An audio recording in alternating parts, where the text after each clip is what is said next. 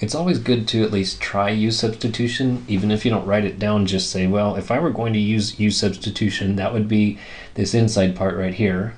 And then the derivative of that is going to be, well, this is x to the 1/4.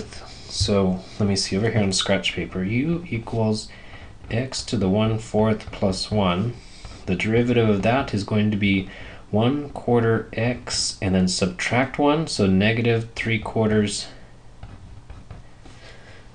So if we're going to be using that u substitution, then somewhere in the problem there needs to be x to the -3/4. And there is no x to the -3/4, so while it was good to try it, it didn't work. Next, try and think about, well, is this the derivative of some sine inverse or something like that? And it doesn't seem likely. Next, try some algebra. So this says you've got a binomial squared, so you can do some algebra. So it's x to the 1/4 plus 1 times x to the 1/4 plus 1. So that will be x to the quarter times x to the quarter.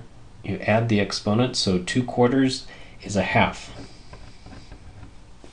And then the middle terms would be a positive x to the quarter and another positive x to the quarter, so there's 2x to the 1/4, and then a 1 times 1.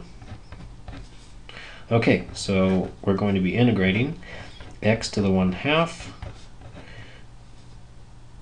This was supposed to be 2x to the 1/4.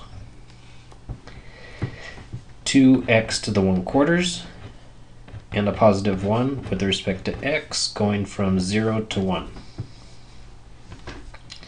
So this one's going to be, let's see, if you add 1, it will be 3/2, so x to the 3/2, and then divide by 3/2, or invert and multiply by 2/3. The next one becomes add 1, so it's going to be 1 1/4, which is 5/4, and then invert and multiply by 4/5. And then the last one is just an x. Evaluate that from 0 to 1. So substitute a 1. This will be 2/3 plus 8/5 plus 1. And then substitute a 0, and that contributes nothing. 0, 0, and 0. And so we've got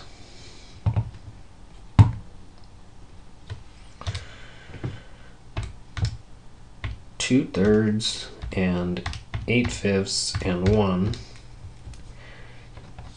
3.267. And then I can graph the original problem, so that is the 4th root of x. Let's see, math.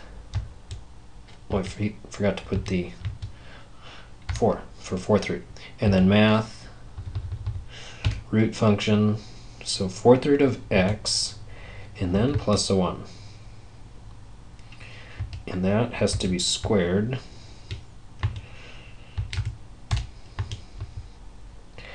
Then change the window so that x goes from 0 to 1. And it's probably, oh, it's a pretty tall function. So let me see, how tall is it? Woo, it's up there at 3.5, 3.4, so let's have this go to 4. Okay, then second calculate and integrate it from 0 to 1. We're looking for a 3.267 for the area. 3.267. Good job, calculator. You got it right.